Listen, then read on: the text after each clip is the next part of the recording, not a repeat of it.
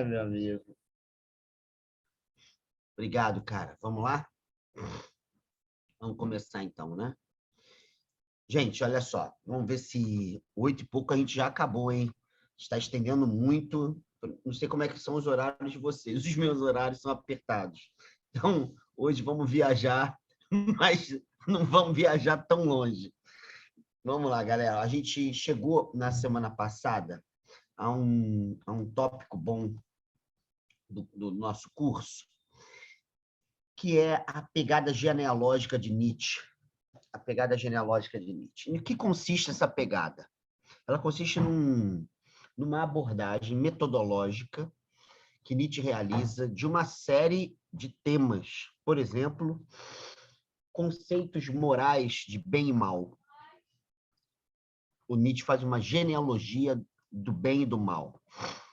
Outra questão, a genealogia da culpa, a noção de culpa, como ela surge, em que condições ela surge, que tipo de vida está em questão, como a existência culpada e assim por diante. Então, o Nietzsche, num certo momento da sua obra, ele produz esse método, que é um método extremamente importante na história da filosofia contemporânea, que é o método genealógico.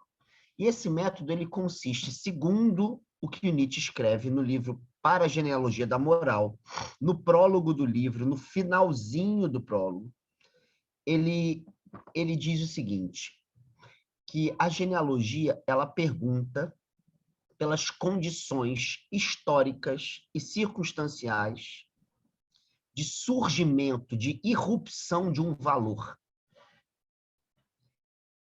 E num segundo momento, que é a pergunta talvez mais radical, a genealogia pergunta pelo valor dos valores. Em outras palavras, a genealogia ela entende que todos os valores que conduzem, que orientam, que articulam a vida humana, todos os valores, eles nasceram historicamente. Eles não estavam pré-determinados, eles não estavam numa instância transcendente dada, eles foram produzidos. Não foram produzidos pelo sujeito, no sentido, é que eu estou a fim de produzir, não é assim.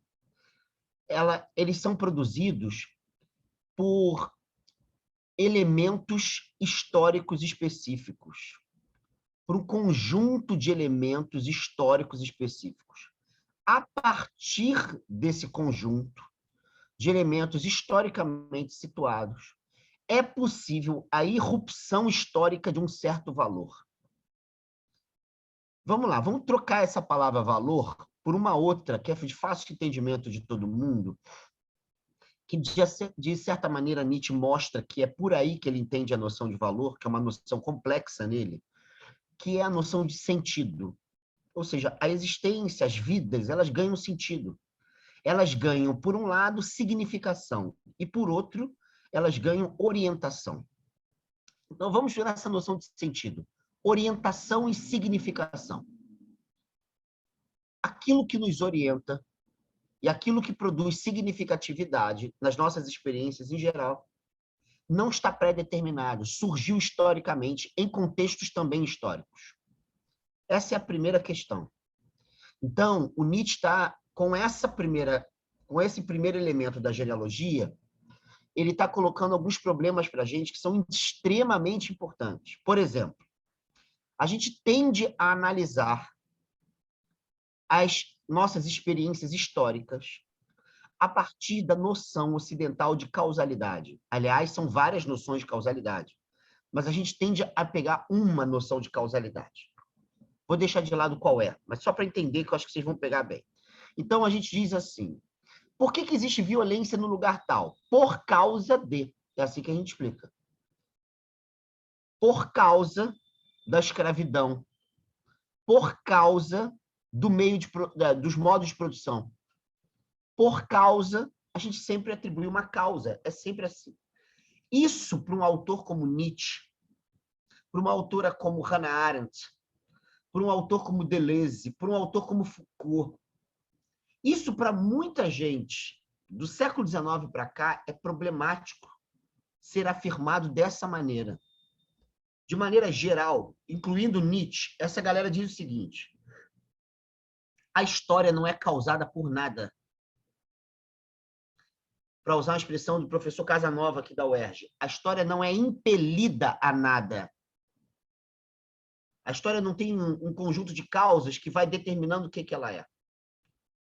A história ela é composta por elementos que possibilitam algo, mas não determinam algo.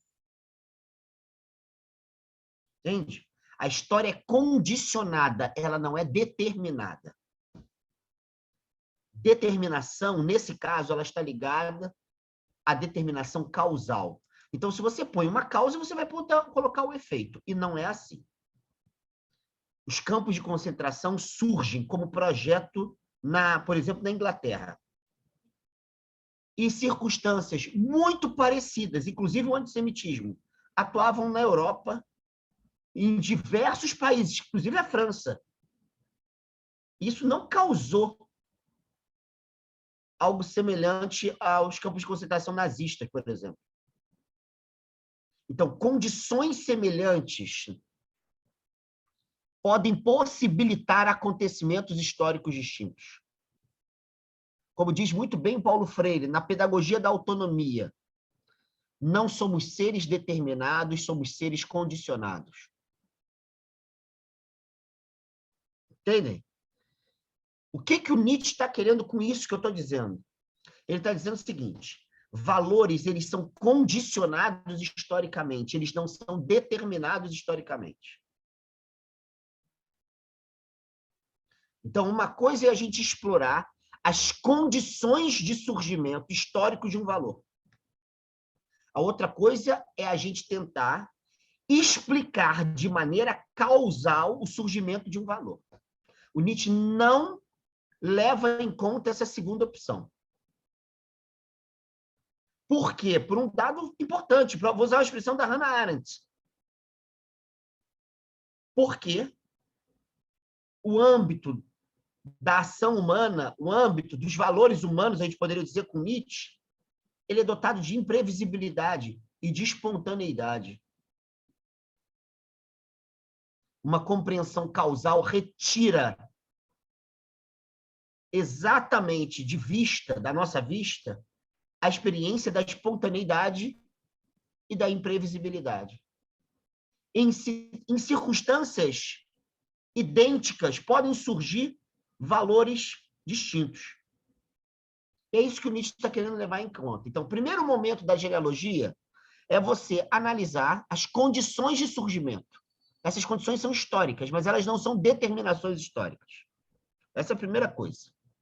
Segunda coisa é que os valores, vamos lá, lançando mão da noção que eu falei, os sentidos que orientam a nossa vida, seja a vida individual, seja a vida coletiva, seja a vida cultural, que orientam e que dão significatividade,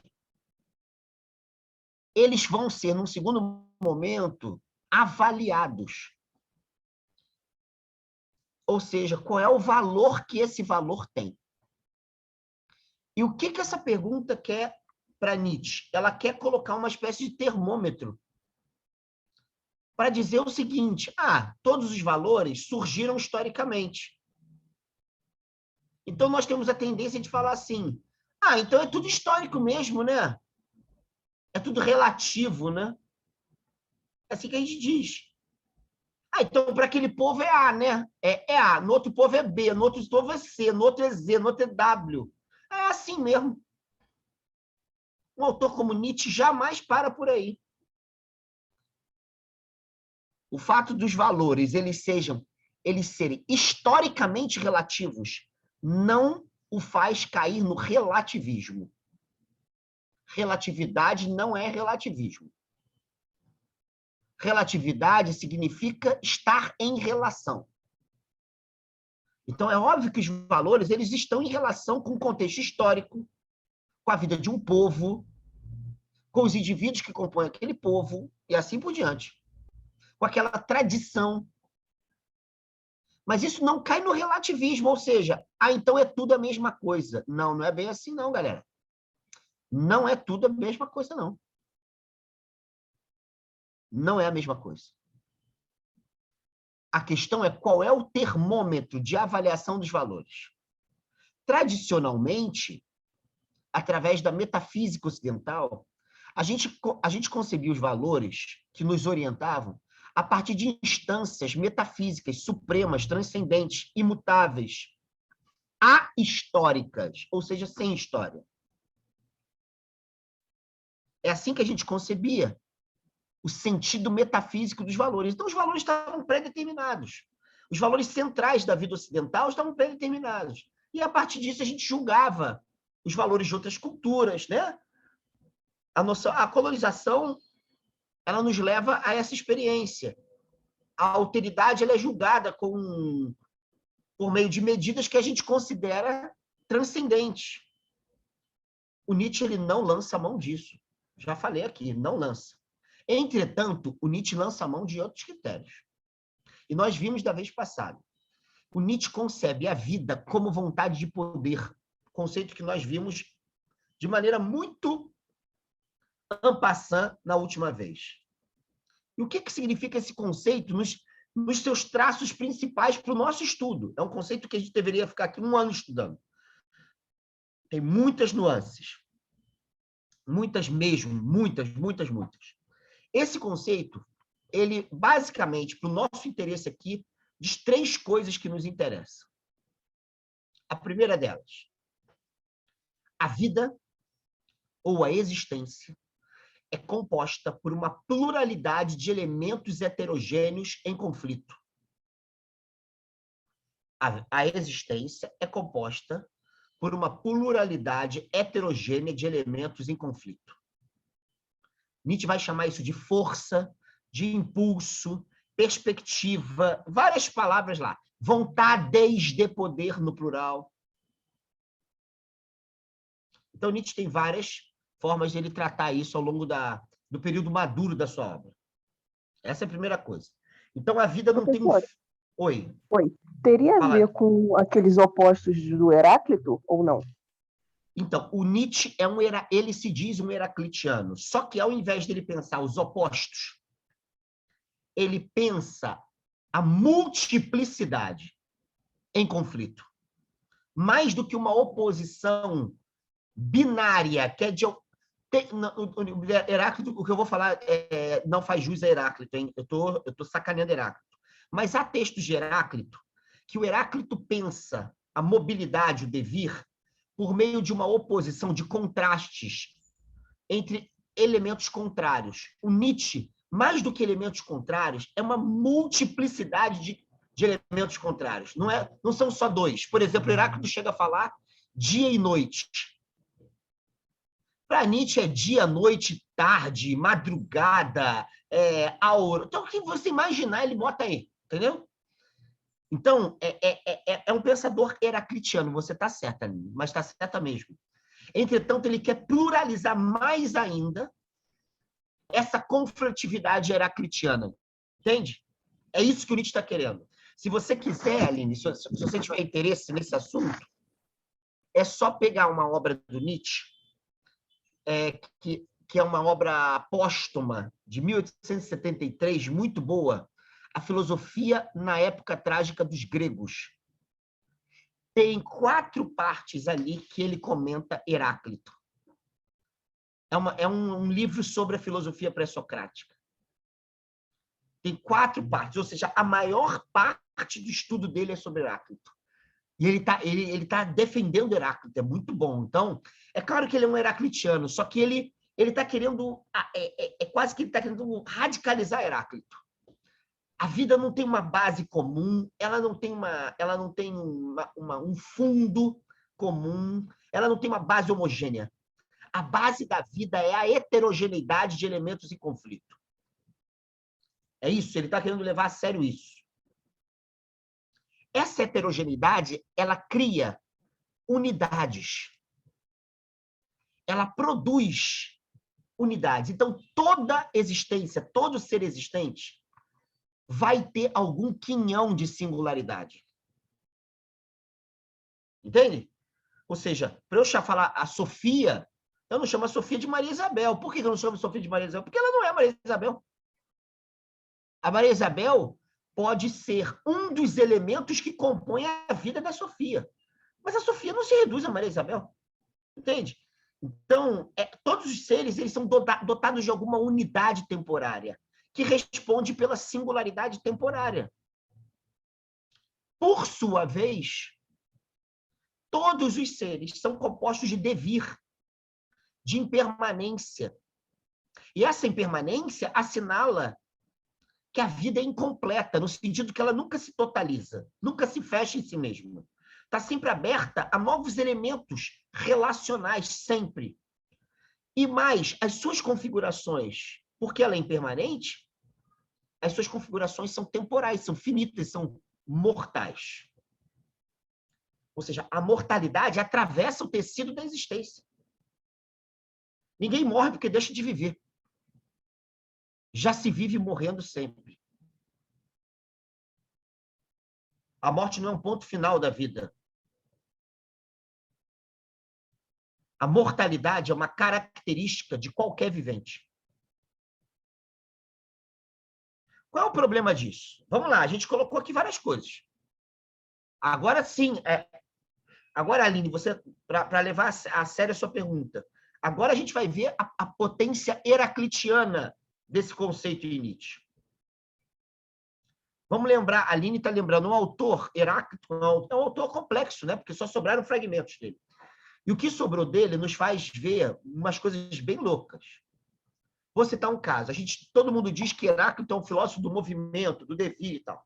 Só que Heráclito, quando ele fala de devir, que ele fala bastante, ele usa imagens muito sugestivas. Ele diz assim, uma dos fragmentos, diz assim, o sol se faz novo todos os dias. Acabou o fragmento. Aí você fala, porra, é isso? Qual é a graça que isso tem? Pô, isso tem graça pra cacete. Significa que a gente olha o sol, tem aqui o sol agora, tá aqui. Despontou aqui do meu lado. A gente olha para o sol e acha que existe uma essência chamada sol, que ela é a mesma todos os dias. O Heráclito está dizendo não, o sol só é sol porque ele é novo todos os dias. Em outras palavras, se o sol ele não se inventa todos os dias, ele não é sol. Se o sol não se diferencia todos os dias, ele não é sol. Para ser sol, o sol tem que ser novo todos os dias. A outra imagem de Heráclito, que é a mais famosa, diz dois textos dele, diz assim, ninguém se banha no mesmo rio duas vezes. Porque ou bem as águas não são as mesmas, ou nós não somos os mesmos. Ou nós e o rio não somos os mesmos, é óbvio. Entretanto, o rio se transforma sempre, mas ele se transforma em quê? Em couve-flor? Em borboleta? Sabe? Em agrião? Não é bem assim, não.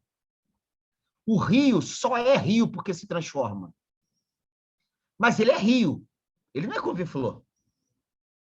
Então, essa noção de devir em Heráclito é uma noção perigosa. Daí, uma das palavras centrais do que sobrou de Heráclito é a palavra logos. O logos de algo, o sentido de algo, o ser de algo, se revela no movimento, no devir.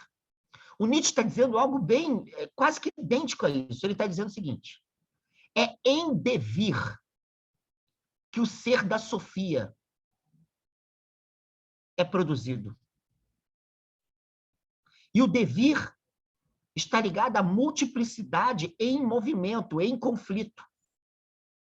Então, a Sofia é tanto mais ela mesma, quanto mais ela consegue afirmar a heterogeneidade que compõe a vida dela, o conflito dessa heterogeneidade, e através dessa conflitividade, a unidade chamada Sofia é formada.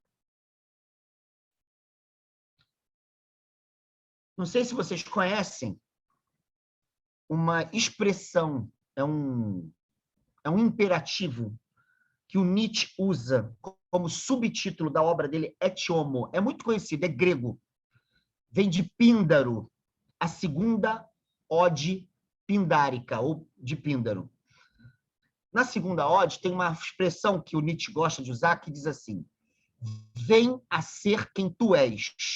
Vem a ser quem tu és. O texto continua, tendo várias possibilidades de tradução. Vem a ser quem tu és no aprendizado, vem a ser quem tu és na experiência, vem a ser quem tu és no caminho, vem a ser quem tu és. Eu chego para a Sofia e falo assim, Sofia, vem a ser quem tu és. Aí a Sofia fala assim, mas não sou eu mesmo? Não, não é não. Você só é você se você vir a ser quem você é. Ou seja, a identidade, Sofia, com muitas aspas nessa palavra, só é afirmada no vir a ser. Não existe a Sofia antes do vir a ser. Para a Sofia ser Sofia, ela tem que vir a ser Sofia. Para uma vida ser essa vida, ela tem que vir a ser ela mesma. Porque a raiz da vida é impermanente. Então, vamos colocar agora em termos nietzschianos. Uma vida é tanto mais plenamente viva, quanto mais ela afirma sua singularidade, sua unidade, sua identidade, com muitas aspas, por meio do devir produzido pela pluralidade que a compõe. Vamos lá. Uma vida é tanto mais viva, quanto mais ela afirma sua singularidade por meio da multiplicidade em devir que a compõe. Ora, vamos lembrar da aula passada, essa multiplicidade, ela é a multiplicidade de elementos relacionais. Então, onde há existência, vida, necessariamente há pluralidade de relações. Mas tem um dado estranho para Nietzsche, que o Nietzsche vai levar a sério na obra dele, Para a Genealogia da Moral, vai levar muito a sério. Dentre os viventes que existem aí, o ser humano é um bicho estranho. A gente pode não viver de acordo com essa dinâmica da vontade de poder, com essa dinâmica da vida. O ser humano é um traidor. Ele pode trair o caráter simultaneamente plural, singular e transitório da vida. Ele pode trair. É fácil pensar isso. Nós, ocidentais, quando falamos a palavra morte, muitos e muitas de nós bate 3 vezes na madeira, tem probleminhas, sabe? Não consegue. A gente não consegue lidar. A gente não consegue lidar com os rastros da finitude. Entende? Os nossos valores, para eles terem valor, eles têm que ser absolutos. Olha só que loucura. Para a gente, uma coisa que termina é porque não deu certo. Olha só que loucura. Meu namoro terminou, não deu certo. Porra, como assim? É isso, sabe? Não deu certo porque terminou. Daria certo se continuasse. Ou seja, a gente tem problema com o devir, com a mortalidade do devir, com o desfazimento do devir. Entende? Porque o ser humano é um ser que pode não viver afirmando propriamente a dinâmica simultaneamente plural, singular e transitória da vida. A gente pode não viver. É só pensar algumas religiosidades que pensam que o mundo que vem depois da morte é muito mais pleno do que a vida que se vive nesta vida. Entende? Não são poucas as tradições, não, hein? No Ocidente, é a maioria. A gente tem várias palavras para isso, né? É céu, plano astral. A gente tem várias palavras. Mas sempre o outro lado é melhor do que aqui. Sabe? É sempre assim. A gente esvazia a vida de sentido e projeta a plenitude de sentido para além dessa vida, numa outra vida. Isso faz parte das religiosidades mais tradicionais do Ocidente. Entende? Tudo isso mostra qualidades específicas dos nossos valores. Valores que não suportam devir, valores que não suportam a singularidade, valores que não suportam a pluralidade, valores que não suportam o caráter relacional da vida, valores que não suportam. Oi, Márcia. Você ia falar? Oi, professor, bom dia, bom dia. Veja, professor, não seria possível a gente ler essa noção de venha a ser quem és como algo próximo do que propôs eventualmente, bem, desculpa, né, eu sou iniciante se estiver errada na conceituação, mas algo próximo da ideia de um summum bonum, um Sócrates, né, cada um fazer aquilo que deve fazer, como ocupar perfeitamente, né, ou desempenhar perfeitamente o seu papel dentro da ordem cósmica, né? Ou que é também a ideia de Dharma na filosofia hindu, cada um cumprir o seu dever, exatamente desempenhar com perfeição, em plenitude, o seu papel na ordem. Boa, Márcia. Muito boa a sua pergunta. Eu diria o seguinte, por um lado tem a ver com isso, por outro, essa ordem não é tão pré-estipulada quando a gente imagina. Entende? Ela não é tão pré-estipulada. Por exemplo, no Sócrates, o Sócrates não é um pensador cósmico, ele é muito mais um pensador antropológico. E o que faz lá, segundo Xenofontes e o próprio Platão, o Sócrates seguia o seu daimon, o seu demônio, né? A sua divindade. Esse seguir a sua divindade é vir a ser quem ele era. Mas não a partir de uma ideia de um cosmos cuja ordem o faz descobrir o seu lugar no todo. Isso tem muito mais a ver com os estoicos. Então, você está certa, sim, que tem a ver com o Dharma, mas sem essa filosofia cósmica, que por vezes a gente acredita que esteja em toda parte na Grécia. Ela está na Grécia, mas não está em toda parte. Então, você está certa, sim. Tem a ver com uma espécie de Dharma, sim, mas a ver com uma espécie de caminho, eu diria. Mas a gente tem que entender o seguinte, que esse situar-se no cosmos não significa que os cosmos esteja pré-determinado. Entende? É um pouquinho diferente do que a lógica estoica. A lógica estoica tem um pouco a ver, não tem muito também não, mas tem um pouco a ver com isso. Tem mais a ver com isso, eu diria. Entendeu? Tem mais a ver. E mesmo assim já tem leituras discordando um pouco do que eu estou dizendo. Mas tem mais a ver. Então não é bem assim, eu descubro que tem uma lei, uma ordem específica, e eu descubro o meu lugar nisso aqui, e eu consinto com isso. Né? Que seria mais ou menos isso, uma espécie de adequação. Esse venha a ser quem tu és é assumir o caminho como uma tarefa.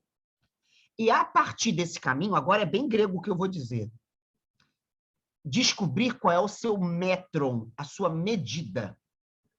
Então, na Grécia Antiga, a gente poderia dizer que um dos temas centrais na filosofia, parte da literatura poética, é a ideia de medida. O daimon, o demônio socrático, a divindade que o chamava para sua medida, que não é a mesma da Sofia, do Felipe, da Maria Isabel, da sua, Márcia, da minha. Então, é afirmar a sua medida. Então, a sua medida, ela se dá num cosmos, mas não é a ordem do cosmos que necessariamente me faz, ao compreender a ordem do cosmos, me faz deduzir qual é a minha medida. Não é bem assim que os gregos pensavam, entende? Apesar deles terem um pensamento, que eu diria, de uma certa harmonia cósmica em muitos momentos. Mas, no caso do Píndaro, não é isso que está em jogo para ele. O que está em jogo para ele é a conquista da própria medida. Seria mais ou menos isso. Não sei se eu te respondi, Márcia. Respondeu sim, eu só gostaria, professor, se você achar conveniente, que você explorasse um pouquinho melhor a ideia que você marcou muito aí, né, deu uma catucada, essa questão de que a maioria, grossa maioria das tradições religiosas ocidentais falam de um bem-estar, né, de algo que é melhor do que esse plano aqui, que a plenitude está sempre em outro ponto, em outra dimensão, em outra forma de existência, né, de continuar a existir. Mas, enfim, aí eu te pergunto, isso não está atrelado, né, não decorre do fato da visão que se tem de Deus mesmo como perfeição, o perfectum, aquilo que não muda, e de que o homem tende para essa perfeição, e que tendendo então para a não mudança, evidentemente esse mundo aqui de impermanência, né, de mudança permanente, ele deixa de ser o ideal e o homem então vai enxergar sempre adiante, né, em algo, em uma condição em que não haja essa mudança e que seria atender à perfeição, enfim, você sai da contingência para a essência, aquilo que já está pronto, que é o perfectum, que é a perfeição de Deus. Então, essa visão é que será muito criticada, por vários motivos. Porque essa é uma visão metafísica muito tardia na tradição ocidental. Ela não é bíblica, por exemplo. A visão do sum bonum, a expressão já é em latim. Imagina um judeu falando essa expressão na Bíblia. Impossível. Ela não tem nenhum sentido. E a ideia bíblica de perfeição, segundo Jesus de Nazaré no Sermão do Monte, não é a imutabilidade. É o fato de que Deus, ele faz chover sobre justos e injustos e existe sol para justos e injustos. É o contrário. É o fato de que Deus, ele pode abarcar exatamente aqueles e aquelas cujas vidas são justas ou injustas. Ele pode abarcar a totalidade dos modos da existência humana.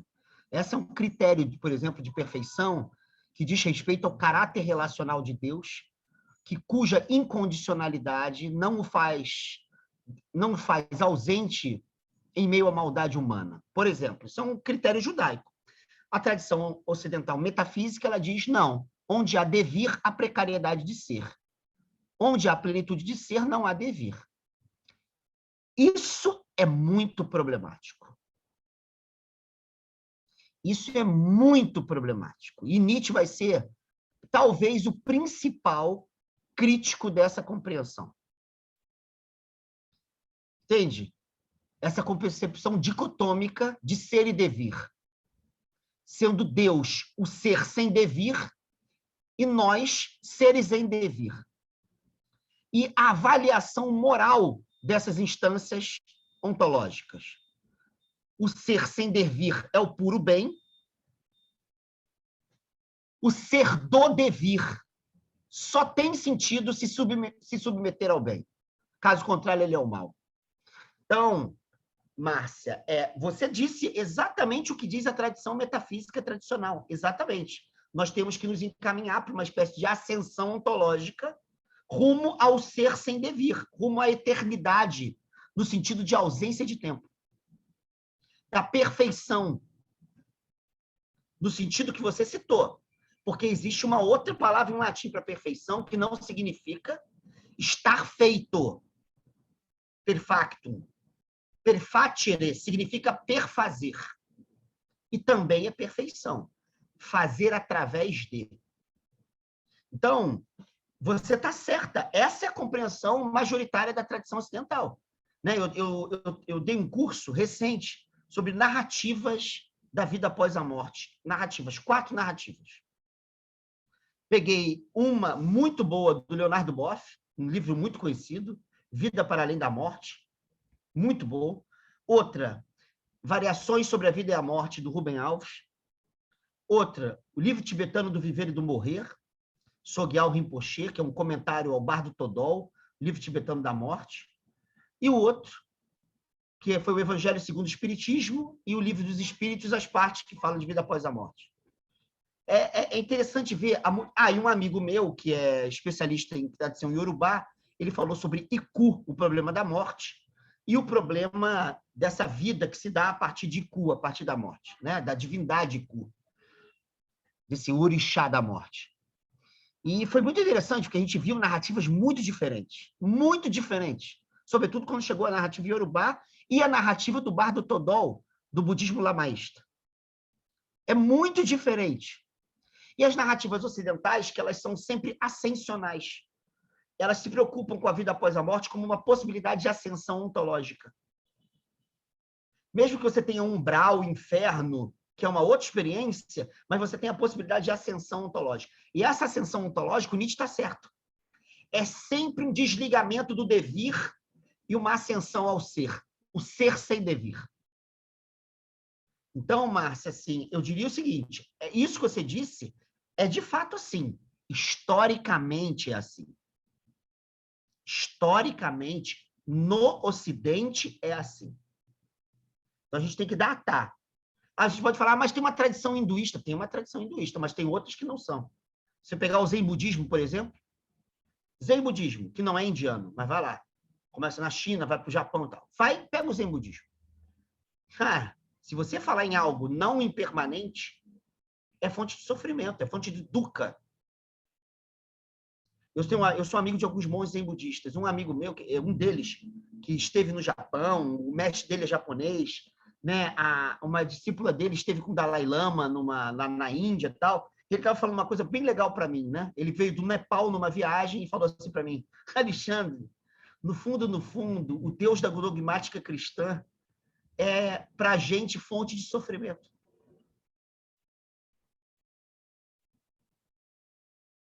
É isso. Por quê? Porque coloca como sentido da impermanência o não impermanente. Isso, para eles, é fonte de sofrimento. Entende? Então, o que eu estou querendo dizer aqui é que a gente tem que datar sempre.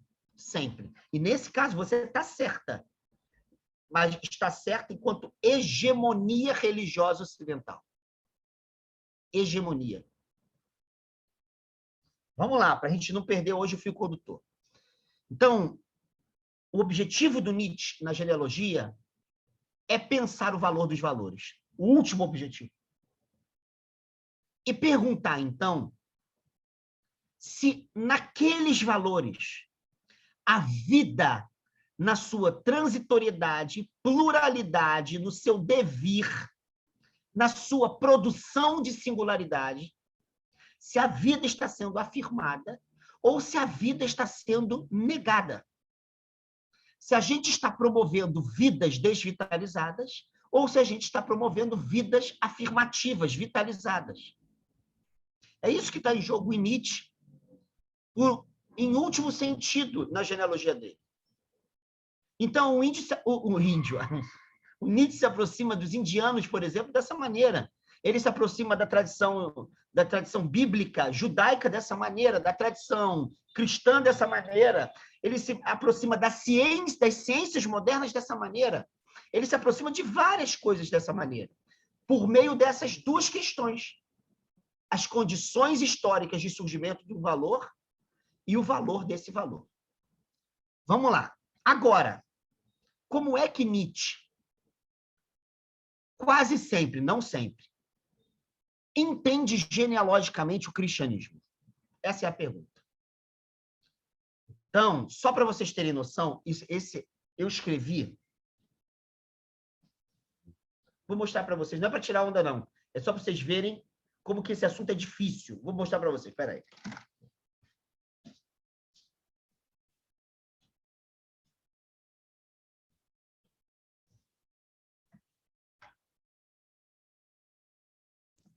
Isso aqui que eu vou mostrar é um livro meu que tem 2 volumes. Esse volume é só sobre Nietzsche. Olha o volume. Esse volume é só sobre Nietzsche. Sobre a relação entre Nietzsche, cristianismo e o Deus não cristão.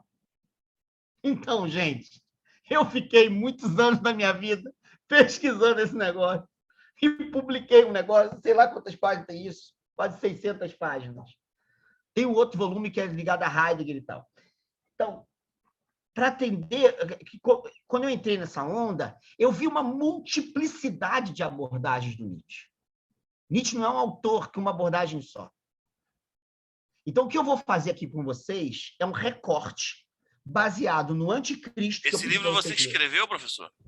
Escrevi. Esse grandão aí? Escrevi, é meu. Então, eu vou falar a imagem geral que está aqui, com alguns teminhas. Não são todos. Porque tem muitos detalhes nesse livro. Muitos detalhes históricos sérios. Então, a primeira coisa que o Nietzsche faz é dizer o seguinte: Jesus não é cristão. Isso é um dado histórico básico. Jesus é judeu. Mas ele é judeu mesmo? Genealogicamente, ele é judeu? Não estou falando etnicamente, não. Os valores que orientavam Jesus são valores próprios do judaísmo mesmo, do judaísmo hegemônico. Aí Nietzsche vai falar assim, olha, no fundo, existem dois grandes judaísmos no universo bíblico. Claro que existem mais. Um judaísmo da época dos reis, que é um judaísmo muito interessante, porque não conhecia a vida após a morte, por exemplo. Isso está na Bíblia, hein? Isso que eu estou falando está na Bíblia, o Nietzsche está certo. Ele leu uma galera do século XIX muito séria, sobretudo um cara chamado Julius Wellhausen, um grande historiador e teólogo alemão, que faz uma análise crítica da formação literária dos textos do Primeiro Testamento e mostra 5 grandes tradições que formam o cânon judaico. E ele mostra que o judaísmo da época dos reis vai ser perdido quando você tem a sacerdotalização da cultura judaica. Após o ano 722 a.C., quando você tem a divisão do Reino do Norte e o Reino do Sul, com a entrada dos assírios. Então, quem começa a comandar a cultura judaica será a tradição sacerdotal. Apesar da palavra Deus, apesar de certos ritos serem comuns à época do judaísmo da época dos reis,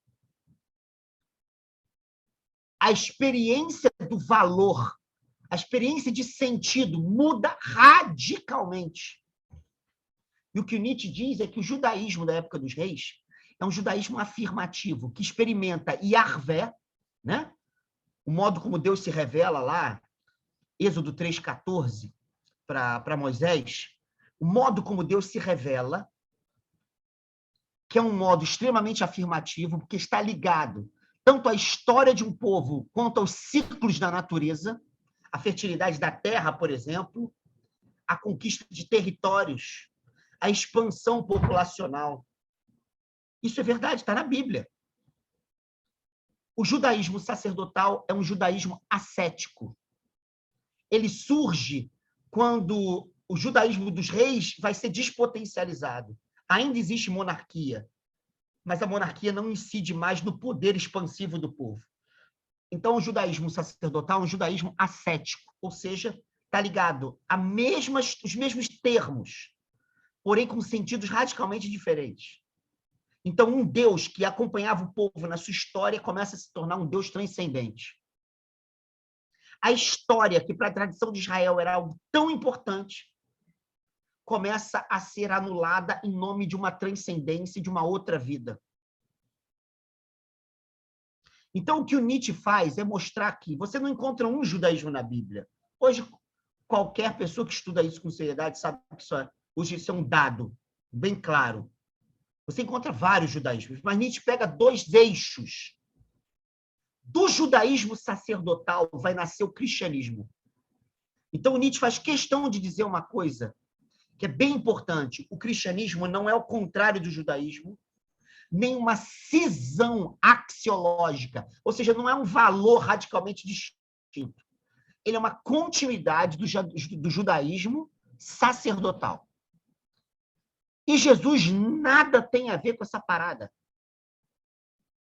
Jesus de Nazaré, ele não tem a ver com o cristianismo, nem com a tradição sacerdotal judaica. Quem tem a ver com a tradição sacerdotal judaica e que é o pilar do cristianismo para Nietzsche é Paulo. E agora vem alguns elementos que Nietzsche vai inserir na interpretação. Então, como é que a gente consegue ver a radical diferença entre Jesus e Paulo? Ou Jesus e o cristianismo paulino ou cristianismo sacerdotal, no sentido judaico da palavra? Vou usar só uma palavra, hein, gente? Tem várias que o Nietzsche usa, que a gente teria que ficar aqui muito tempo estudando. Muito tempo estudando. Vou usar só uma palavra, que o Nietzsche faz questão de dizer, olha, essa palavra é muito importante para entender o que eu quero.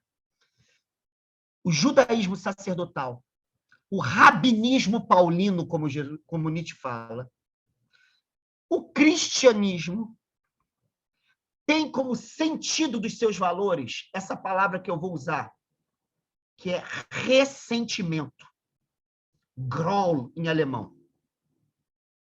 Vocês vão perguntar, mas que porra é essa de ressentimento? De onde Nietzsche tira essa parada? Que viagem é essa? A palavra ressentimento para Nietzsche tem muitos significados, muitos. Um dos significados que eu vou citar agora, um deles, diz o seguinte: existem vidas que não suportam a vida. Na sua transitoriedade, na sua pluralidade, na sua exigência de singularidade, não suportam. Essas vidas que não suportam o modo de ser da vida, de alguma forma, elas chegam para a vida e dizem assim, muitas aspas do que eu estou dizendo, diz assim: olha, vida, você não devia ser assim, não. Ou seja, culpabiliza a vida. Vida, você é faltosa. Você é faltosa de eternidade, você é faltosa de estabilidade, você é faltosa de ordens derradeiras, você é faltosa. Então, já que falta alguma coisa em você, mas eu não posso mudar você, eu me vingo de você. A outra vida vai começar a orientar a minha vida. E uma outra vida tem tudo aquilo que eu digo que você não tem. A outra vida tem eternidade, tem plenitude, não tem morte, não tem sofrimento, não tem doença. A outra vida é a fonte de sentido para eu continuar a viver nessa vida que eu não suporto. Estou usando essa imagem para entender um dos sentidos do ressentimento para Nietzsche. Vingar-se do caráter finito, transitório, simultaneamente plural e singular da existência. E duplicar a vida, duplicá-la. Tem essa vida e tem o duplo. O duplo é sempre moralmente, ontologicamente, teologicamente, ontologicamente melhor. Esse é o primeiro sentido de ressentimento. O ressentimento como uma vingança da vida que não suporta a vida como tal e exige uma outra vida como fonte de sentido e de vingança em relação a essa. Essa é a primeira.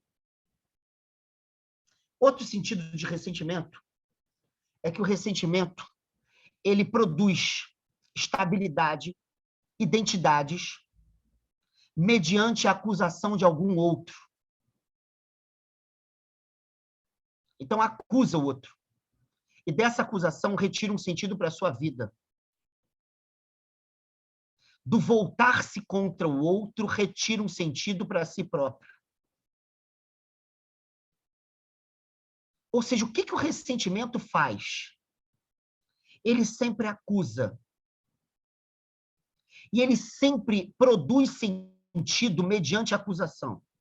Ele pode acusar a vida como ela é e retirar sentido dessa acusação por meio da duplicação da vida numa outra vida, ou ele pode acusar certos outros, certos grupos, certas tradições, certos pensamentos, certas práticas, certos modos de ser, e retirar dessa acusação um sentido para si. O Nietzsche vai dizer que o cristianismo tem esses dois ressentimentos que eu acabei de falar.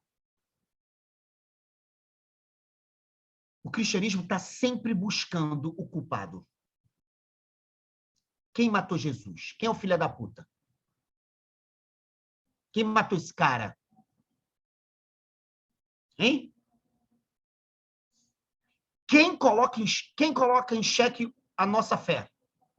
Quem é um perigo para a gente? Quem é? Quem é? É o judeu? Mata. É a bruxa? Mata. O cristianismo tem sempre inimigo. É isso que vai dizer Nietzsche. O cristianismo sempre teve inimigo. É o pagão? É o pagão. É o candomblessista ou candomblessista. É um bandista ou um bandista. É a África, é a África. África negra, é a África negra. É índio, sabe? Ele está sempre combatendo, anulando um certo outro concebido como perigo para assegurar a sua identidade. E, ao mesmo tempo, ele está sempre acusando essa vida como pouca vida. E dizendo que a outra vida é sempre o lugar da verdadeira vida. Tudo isso é ressentimento para Nietzsche. A questão de Nietzsche é que Jesus não tinha nada a ver com ressentimento. Jesus, diz Nietzsche, era um idiota no sentido do Dostoiévski. O que caracteriza o tipo do redentor de Jesus de Nazaré era idiotia, diz Nietzsche. Mas o que é a idiotia? Quem leu aqui O Idiota, do Dostoiévski, Mishkin, famoso príncipe Mishkin, deve se lembrar. O príncipe Mishkin, ele não era idiota porque ele era otário. Ele não era idiota porque era imbecil. Ele era idiota porque ele era inadequado. Ele não funcionava na sociedade. Jesus, ele é disfuncional para Nietzsche.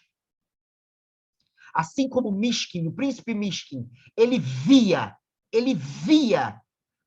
a maldade do outro, mas ele não conseguia ser mal, porque ele era amoroso. Jesus de Nietzsche, ele não tem ressentimentos, mas ele via a maldade, o ressentimento. Ele via a cruz, mas ele não combatia os crucificadores. Segundo elemento, o Nietzsche se beneficiou da obra de Tolstói. Tolstói escreve uma obra que o Nietzsche usa e cita essa obra nesse livro. Minha Religião. Se vocês quiserem, comprem. Essa obra é genial, tem traduzido em português. Tolstói fez 35 anos, resolveu reler os evangelhos. Ele era da Igreja Ortodoxa Russa, mas de uma maneira meio que automática, assim. É porque é russo, foi da igreja. O Tolstói, ele tem uma descoberta revolucionária, lendo os textos em grego, aliás. E ele descobre que Jesus era um anarquista. Porque Jesus é o camarada que não apostou nas instituições e abriu mão, inclusive, da instituição jurídica.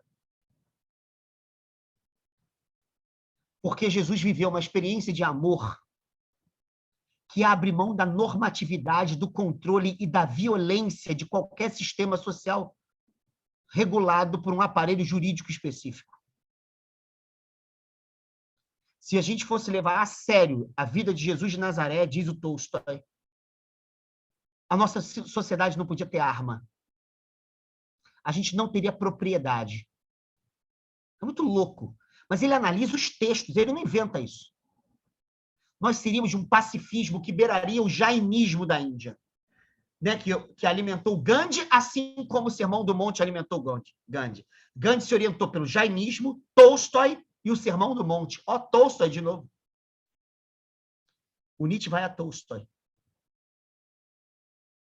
E o Nietzsche diz que quando Jesus afirma o reino dos céus está entre vós, ou o reino dos céus está dentro de vós, significa que não é nenhuma outra vida, senão a vida do amor que me importa. Portanto, Nietzsche se pergunta aos textos dos evangelhos, como que a cruz foi para Jesus e não para o cristianismo?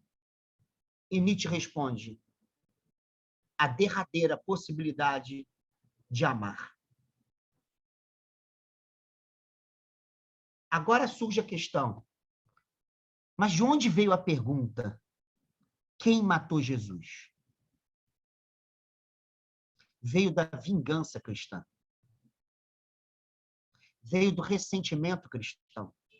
Não é à toa, diz o Nietzsche, que o cristianismo enfrentou a cruz, não sei se vocês sabem, era uma prática de suplício persa que vai migrando de povo em povo até chegar a Roma.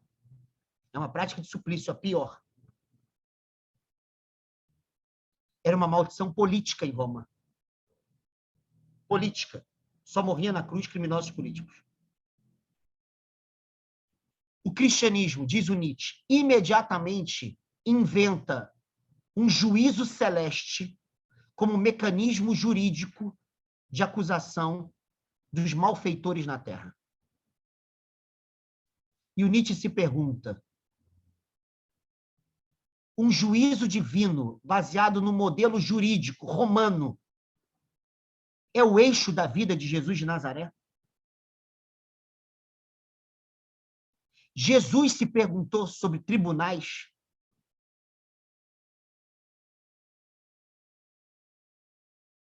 Entenderam? Daí o Nietzsche falar: Jesus é um Buda em solo pouco indiano. Jesus não é nem o judeu da época dos reis, nem o judeu da época sacerdotal.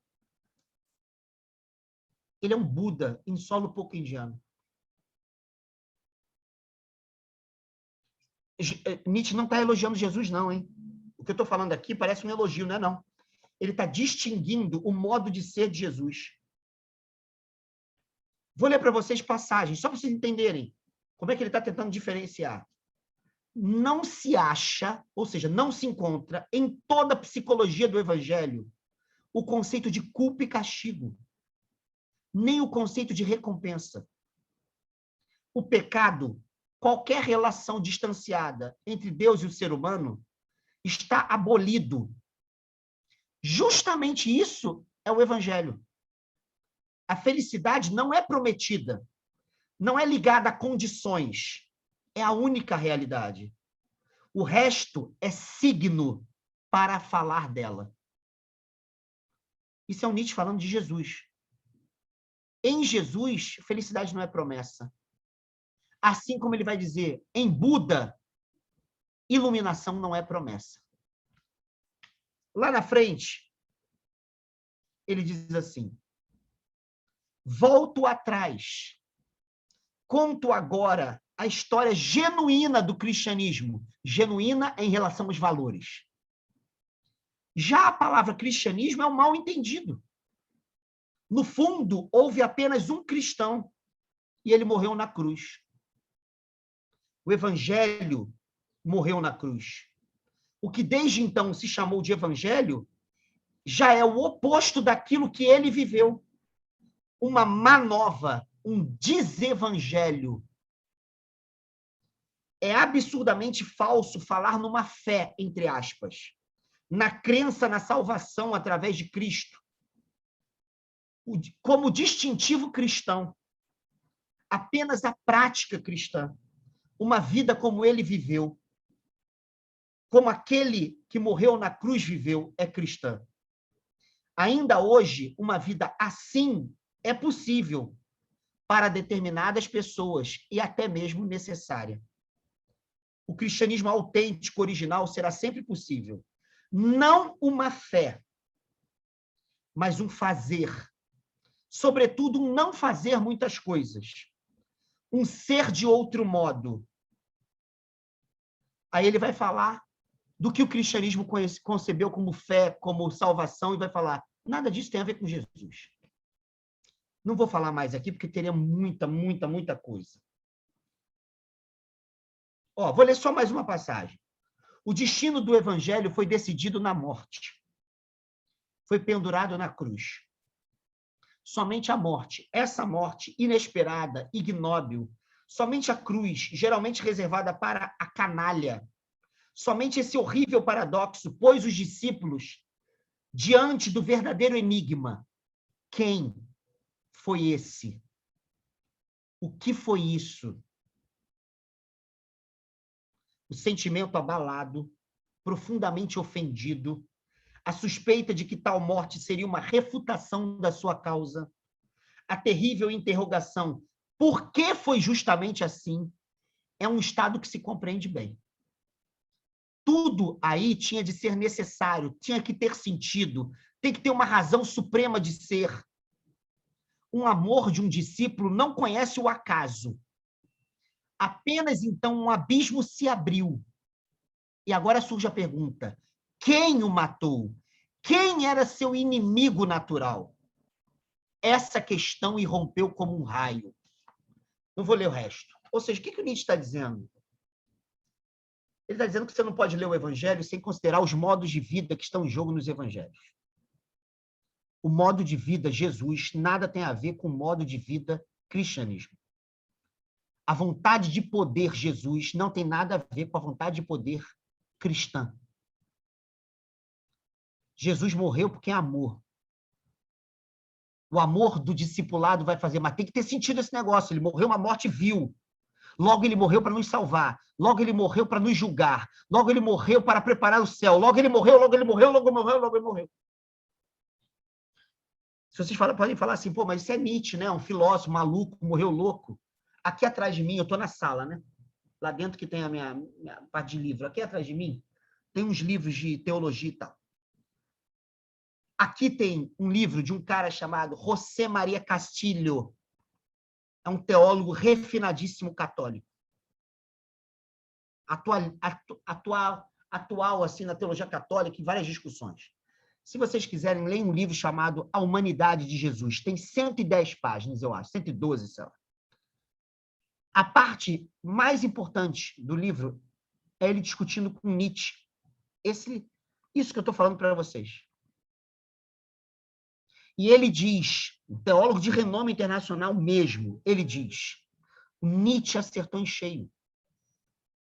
O cristianismo se tornou refém de Paulo e de uma tradição específica do judaísmo. Nós somos muito mais paulinos do que cristãos e cristãs. E ele diz, as questões de Jesus não eram as questões de Paulo. Por que eu estou dizendo isso? Porque já tem uma linha muito grande de pesquisa na teologia para fazer essas distinções. São sutis, mas são importantes. Por isso é que eu estou enfatizando essas partes. Eu vou ler Qual o mais nome desse autor, professor? José Maria Castilho, com 2 L's. Para finalizar a minha parte, eu vou ler uma parte da seção 43 do Nietzsche, do Anticristo, onde sintetiza muito do que eu estou dizendo aqui. Ele diz assim, quando se coloca o centro de gravidade da vida, não na vida, mas no além, aí ele vai dizer, no nada, despoja-se a vida do seu centro de gravidade. Vou ler de novo. Quando se coloca o centro de gravidade da vida, não na vida, mas no além, no nada, despoja-se a vida do seu centro de gravidade. O que o Nietzsche vai dizer é que o cristianismo, enquanto hegemonia paulina, enquanto tradição sacerdotal judaica ressignificada por Paulo, o cristianismo se tornou majoritariamente uma tradição de esvaziamento da vida do seu centro de gravidade. Entenderam? Ele não defende Jesus, hein? Isso que é importante dizer. Nietzsche não quer ser, eu vou falar que Jesus é melhor. Não, não, não. Ele está querendo dizer que Jesus nada tem a ver com isso. Nada tem a ver com isso. E ele está perguntando pelo valor desses valores. Qual o valor dos nossos valores transcendentes? Qual o valor dos centros de gravidade da vida estarem no além? Que tipos de vida são produzidos pelo além? Quando nós dizemos que lá está o ser, aqui está o devir, lá está a essência, aqui está a aparência, lá está a verdade, aqui está a ilusão, que tipo de vida nós vivemos? Entenderam? Entenderam o problema? Vocês podem falar assim, mas isso não é... O cristianismo não é só isso. E o Nietzsche falaria, é mesmo, não é não. Ele mesmo diz isso. Para além de bem e mal, ele fala outras coisas. Mas o Nietzsche está querendo fazer uma genealogia. E uma genealogia diz respeito a valores hegemônicos.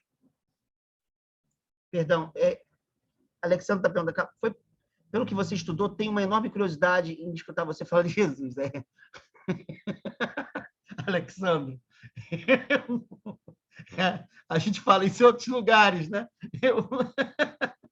Eu já pensei em dar curso para estudar alguns detalhes assim sobre Jesus. Eu pensei em pegar Jesus na filosofia contemporânea. 4 pessoas escrevem legal sobre ele e tal. Mas... Professor, Jesus era hippie, né? Jesus era hippie, andava na rua sem trabalhar e ficava, sei lá, fazendo o que ele queria fazer. Livre, né? Era hippie. Mas o que eu quero dizer assim, é claro que, se vocês estudarem a teologia da libertação, tem um livro clássico do Leonardo Boff, muito importante, chamado Jesus Cristo Libertador. Vocês vão ver um outro Jesus, extremamente interessante. Se vocês pegarem um livro do João Sobrino, outro teólogo da libertação, Jesus, o Libertador, vocês vão ver um Jesus, então, ligado às vítimas. Jesus maravilhoso, estupendo, né?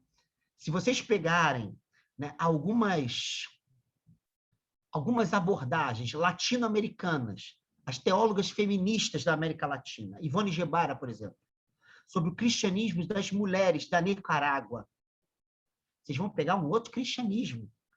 É claro, o Nietzsche jamais negaria isso. O que o Nietzsche está tentando pensar é a hegemonia histórica dos valores ditos cristãos. Eles nascem de um ressentimento diante da dinâmica da vida, e por isso o centro de gravidade da vida não está nesta vida, e nascem de um conjunto de ressentimentos que acusam certos outros como inimigos.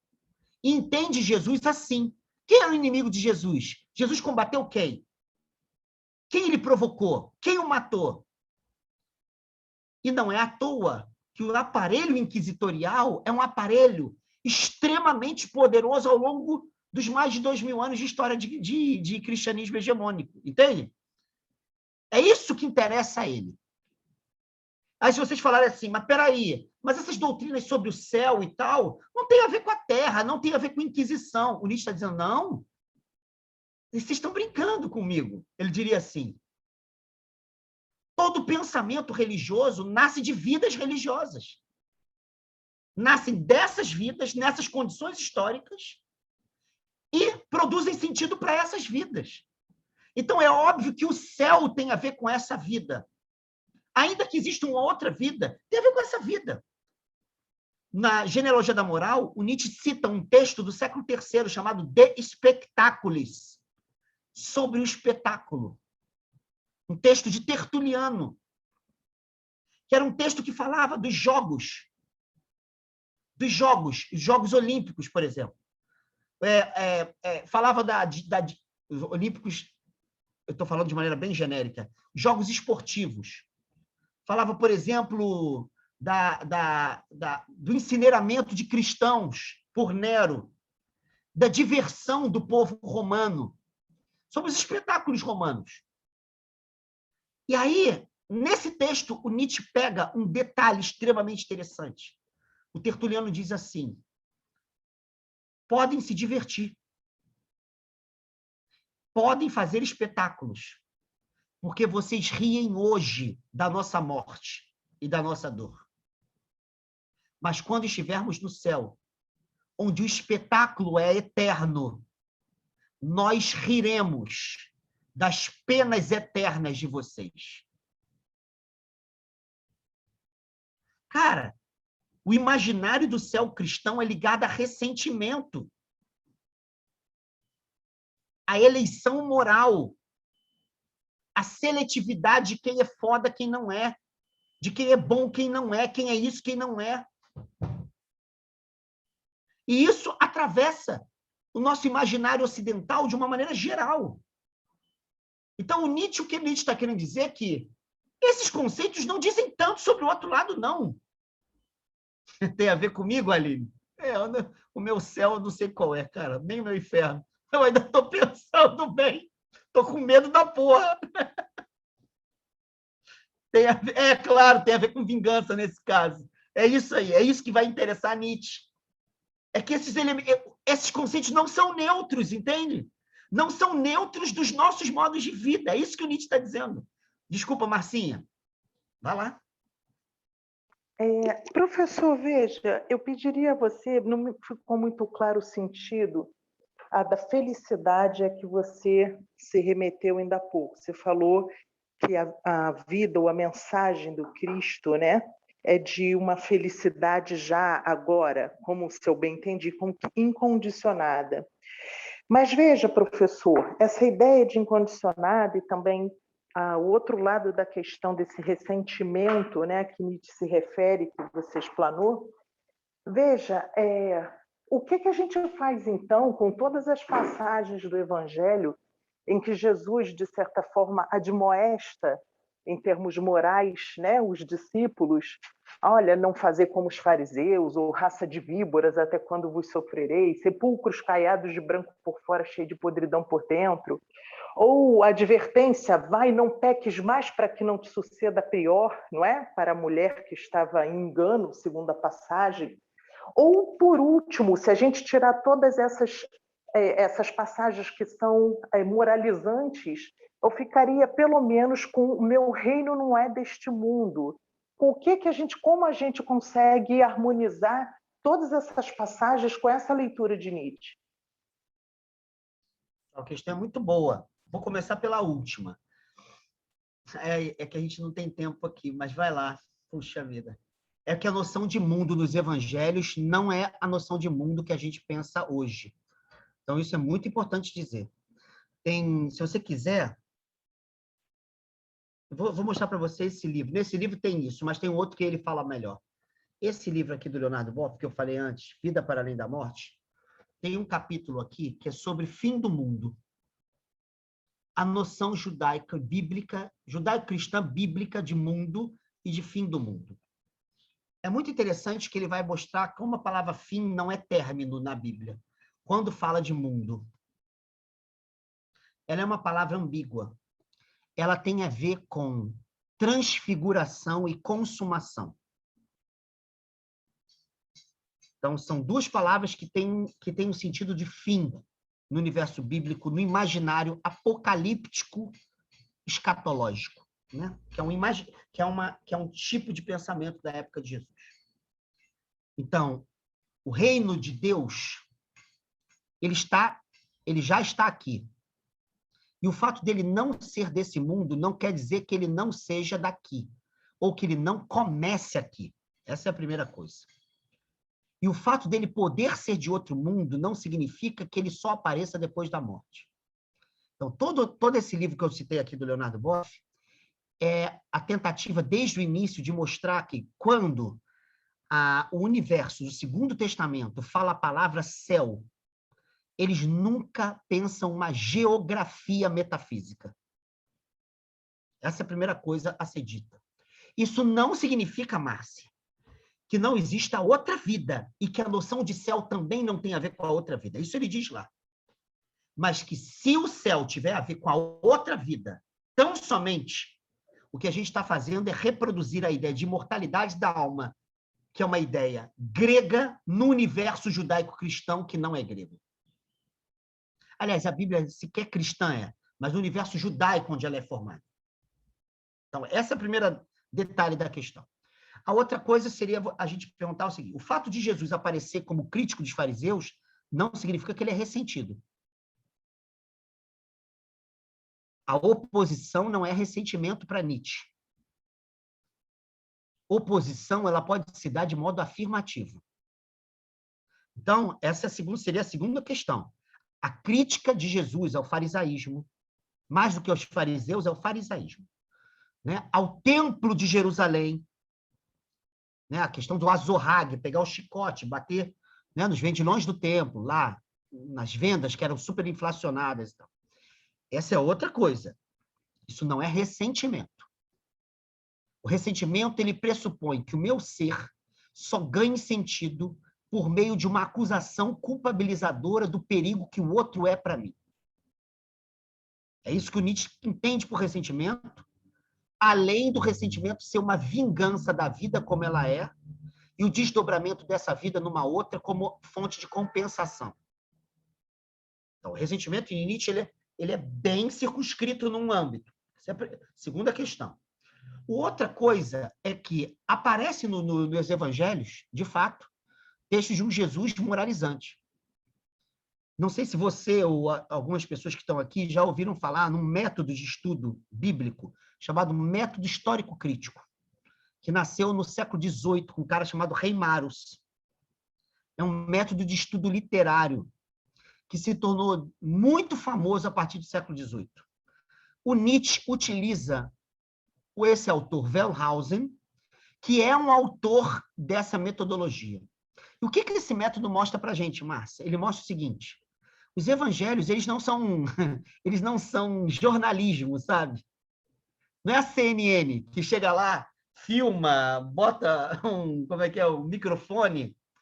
O evangelho ele é produzido pelas comunidades cristãs, a partir de ditos e da tradição oral de quem conheceu Jesus. Isso significa que não tem nenhuma pretensão de objetividade historiográfica à construção dos evangelhos. Isso significa o seguinte, isso não significa que você possa falar qualquer coisa. Não. É que você não pode ver os evangelhos como todas as falas de Jesus, como tendo sido todas as falas históricas de Jesus. Você tem que sempre que entender o contexto da comunidade de Lucas, comunidade de Mateus, comunidade joanina, que é do final do século I, início do século II, olha, muito tardia, de Marcos. Você tem que entender uma série de circunstâncias a partir das quais certas falas são ditas. Então, hoje sabe-se que uma certa interpretação moral de Jesus ela é muito problemática. Por quê? Porque muitas parábolas de Jesus, que hoje a gente sabe que elas são muito mais fiéis ao Jesus histórico. Por quê? Porque o Jesus histórico, ele vivia num lugar onde os rabinos viviam, que eram as sinagogas e as ruas. E a estratégia discursiva dos rabinos é a parábola. A parábola é uma estratégia discursiva muito poderosa. A parábola não responde, nenhuma parábola responde à pergunta grega, o que é isto? O que é o céu? O que é Deus? Essa pergunta grega, titó, o que é? Pergunta de Aristóteles, de Platão, Anaxágoras e assim por diante. A parábola não responde essa pergunta. Parábolas, elas possibilitam uma rede interpretativa muito mais ampla do que a pergunta, o que é? Jesus nunca disse o que é o reino de Deus nem dos céus. Ele contava a parábola de alguém que semeava. E ia embora. Então, você não pode equiparar um discurso considerado moral, que eu acho problemático, com um discurso parabólico, por exemplo. O que eu quero dizer com isso, Márcia? É que os evangelhos eles têm platôs discursivos. Platôs discursivos. Essa fala que você disse, vai, não peques mais, é um adendo do final do século II. Essa passagem que está no Evangelho de João, que a gente chama Jesus é adúltera, que querem apedrejá-la. Quando ele fala, vai, não peques mais, pode pegar as novas Bíblias. Ela tem colchete. Por quê? Porque os textos mais antigos, os manuscritos mais antigos, dos copistas, não contêm essa passagem. Por quê? Porque ninguém tem acesso aos autógrafos originais, como se chama. Então, quanto mais a gente descobre cópias mais antigas, mais os textos vão encurtando. Quanto mais recentes são as cópias, mais você tem adendos. Essa passagem que você citou, Márcia, é um adendo que já diz como que o cristianismo, a partir do século II e III, começa a pensar Jesus pelo viés moral. Isso é importante a ser dito. Isso não significa que Jesus não tem uma moralidade, ou uma eticidade, melhor dizendo. Então, Márcia, por que eu estou falando isso para você? Para responder a questão dizendo o seguinte, o Nietzsche se apoiou num autor que era especialista nesse método. Então, tem uma parte desse livro que a gente não vai estudar, uma pena, que o Nietzsche diz assim, olha, ninguém pode estudar os evangelhos, nem a Bíblia, achando que está estudando um livro de história. A gente tem que ter o que ele chama de intuição congenial. para pensar as camadas de sentido e sabendo quais são os valores, o valor desses valores que orientam essas camadas de sentido. Isso significa que os evangelhos não são homogêneos. Não são axiologicamente homogêneos. Entende, Márcia? É isso que eu queria dizer. Então, o Nietzsche ele faz uso dessa metodologia, que hoje é uma metodologia muito mais desenvolvida, é claro, mas ela é muito importante para a gente saber distinguir que o Jesus cristão, ou dos cristãos e cristãs, nem sempre se reduz ao Jesus de Nazaré, não se identifica. Então, a gente tem que preservar essas heterogeneidades nos estudos. Que é, não sei se vocês sabem disso, mas essa pessoa que a gente chama Albert Schweitzer, né, que tem um hospital e tal, na verdade é um cara chamado Albert Schweitzer, que era um teólogo e filósofo alemão que foi pastor luterano. Ele foi o grande nome da distinção entre Jesus histórico e Jesus Cristo dos cristãos. Ele diz assim, Jesus histórico e o Cristo da fé. A busca do Jesus histórico, é o livro dele que fala sobre isso. Ele depois largou a igreja, se tornou médico, foi trabalhar na África e ganhou o Nobel da Paz, aí ele apareceu dessa forma que a gente conhece. Mas ele era um teólogo, e ele mostra, nesse livro que tem traduzido A Busca do Jesus Histórico, que para você estudar os evangelhos, entender Jesus de Nazaré, a gente tem que levar em conta que há uma distinção entre o Cristo da fé e o Jesus histórico. Essa a gente não consegue separar, mas a gente tem que ter a capacidade de distinguir. Porque existem muitas camadas das comunidades cristãs que estão atuando nas falas evangélicas de Jesus, como ele se apresenta literariamente. Entende, Márcia? Eu não estou dizendo que eu concordo com isso, não é nada disso, não. É só para entender de onde que o Nietzsche parte. Né? Quem perguntou aqui, desculpa, Vinícius está dizendo, essa noção de Deus é a mesma dada por Frankl, né? A presença ignorada de Deus, onde ele afirma a existência de uma espiritualidade inconsciente do ser humano.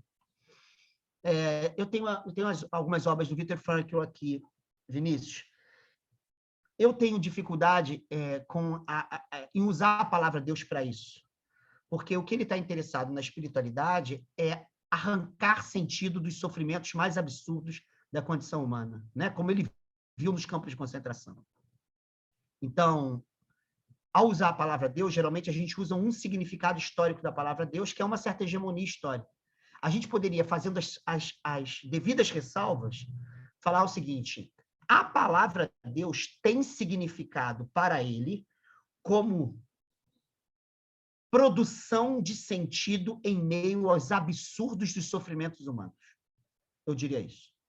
Espiritualidade, para ele, tem a ver com essa produção de sentido.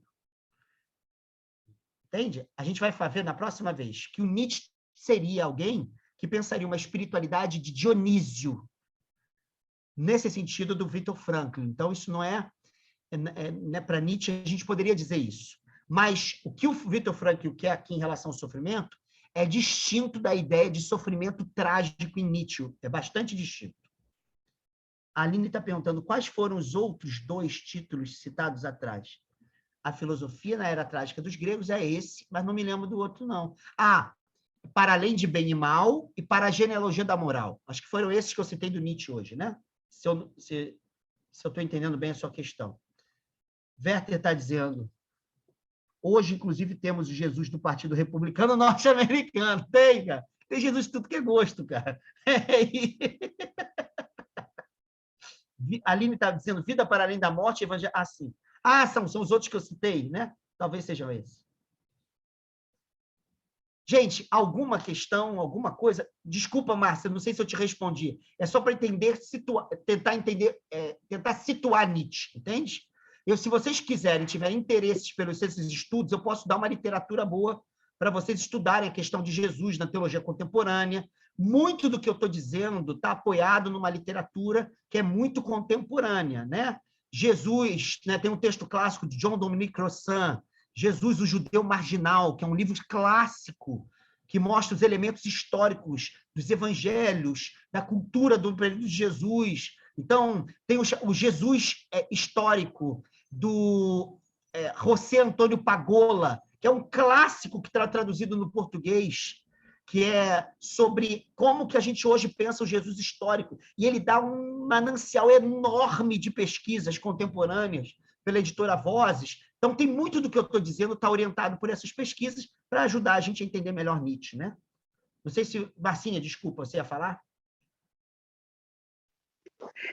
Na verdade, assim, só me ficou um pensamento incômodo, professor. É claro que a gente entende as questões quanto às interpolações, as modificações, os concílios que inventaram purgatório e tudo que foi mexido, né, o que já se sabe e até admitido por alguns até sacerdotes católicos e tudo mexido nos textos dos evangelhos. Até porque a Bíblia não é uma só, né? Qualquer pessoa bem informada sabe disso. A Bíblia etíope tem 92 livros, se eu não me engano, né? Não é em absoluto a nossa, outros segmentos que usam diferentes Bíblias com passagens admitidas ou não. Mas aí me ficou a dúvida, né? E agora, cadê a pedra de toque para discernir o que de fato seria histórico nas falas de Jesus e o que não seria histórico, né? Então, Márcia, esse aqui é a grandeza desses estudos, que são estudos muito bem elaborados. Hoje, sabe-se que a gente não consegue pensar o Jesus histórico fora do Cristo da fé e o Cristo da fé fora do Jesus histórico. Mas a gente tem que ter noção de que as elaborações são históricas. O imaginário é histórico, né? O imaginário apocalíptico, tudo isso é histórico. As palavras usadas são históricas. Então, a gente não tem como separar, mas a gente tem como saber que existem hiatos mesmo, assim. Hiatos. O Evangelho de João, por exemplo, dificilmente, a maior parte dos discursos de Jesus seriam discursos históricos. Mas é dificilmente mesmo. Porque a gente sabe que, além de ele ter sido formulado, segundo alguns autores, já no início do século II, a gente nota que a teologia e a comunidade que está em questão ali é uma comunidade muito distinta das comunidades dos chamados evangelhos sinóticos, Mateus, Marcos, Lucas, é muito distintas. E que o alvo da mensagem, por exemplo, vou citar um caso, o eixo da mensagem de Jesus dos evangelhos sinóticos, Mateus, Marcos, Lucas, não é Jesus, é a noção de reino. Parte do evangelho de João, o eixo da mensagem de Jesus é Jesus. Mas peraí, como assim? A mensagem de Paulo é sobre Jesus, não é sobre o reino. A mensagem de Jesus é sobre o reino, não é sobre Jesus. Como é que você tem agora um outro evangelho cuja mensagem tem mais a ver com Paulo e não com os evangelhos anteriores? Entende? Então, a gente sabe que isso, cara, isso dá pano para manga. Isso deu pano para manga, por exemplo, achar que Jesus é mais fodão do que Shiva, do que Vishnu, de que Jesus é mais fodão que Buda, que Jesus é, né, o supremo mestre de não sei aonde. Essa visão personalista de Jesus, ela tem a ver com Paulo e com a literatura joanina. Se você pegar os evangelhos sinóticos, que são mais próximos ao Jesus histórico, isso desaparece. Então, hoje, tem muitos mecanismos metodológicos de você entender certas variações literárias, sabe? Então, Márcia, assim, tem muita coisa. Muita coisa. Agora, uma coisa eu posso dizer, a pedra de toque dos evangelhos não é um problema nem dogmático, doutrinário, e não é nem um problema historiográfico. É um problema mítico. É um problema mítico. O reino é uma realidade mítica nos evangelhos. Então, explorar a mítica do reino, da noção de reino, que é uma noção muito complexa, mas que abarca experiências como amor, justiça, abarca experiências como hospitalidade, que é um conceito muito importante em Jesus, abarca a noção de relatividade moral, abarca a reinvenção da categoria do próximo, que era uma categoria que o judaísmo tinha, que Jesus reinventa de uma maneira brilhante. Então, essa noção ela é mítica, ela não é nem histórica e nem doutrinária. Entende? Então, já há outras chaves de leitura para se pegar esses problemas no universo dos evangelhos, né? Espera aí. Professor, eu enviei um e-mail para você.